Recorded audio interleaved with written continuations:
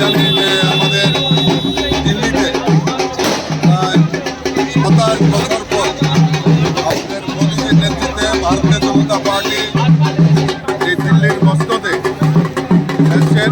এটা আমাদের কাছে সৌভাগ্যের, কারণ মানুষ বিশ্বাস করে যে মোদীজি সবকা সাথ সবকা বিকাশ, সমাজের প্রতিটা অংশের মানুষের জন্য যে কাজ মোদীজি করেছেন তা দিল্লিবাসী আস্থা রেখেছে মোদীজির উপর।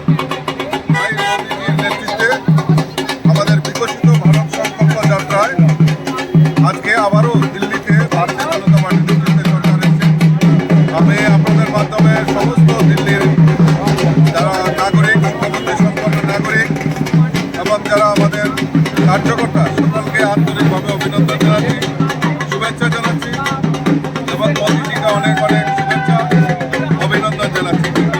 কারণ দীর্ঘদিন ধরে এই আপদা দূর হয়েছে দিল্লি থেকে, যে মানুষের কল্যাণে জনকল্যাণে কোনো কাজ করতে পারেনি, মানুষের নিরাপত্তা হোক, মানুষের সুরক্ষার ক্ষেত্রে হোক, কোনো কাজ করেনি। তাই মোদীজির নেতৃত্বে মানুষ আস্থা রেখেছে, মোদীজির প্রতি আস্থা রেখেছে।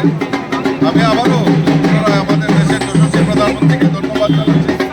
বিজেপির সমস্ত কার্যকর্তাদের অক্লান্ত পরিশ্রমে আজকে সরকার এসছে, তাদেরকে ধন্যবাদ জানাচ্ছি। ধন্যবাদ জানাচ্ছি দিল্লির আম নাগরিক যারা মোদীজির উপর আস্থা রেখেছেন এবং এই সরকারকে মোদীজির নেতৃত্বে সরকার, বিজেপি সরকার দিল্লিতে প্রতিষ্ঠা হয়েছে।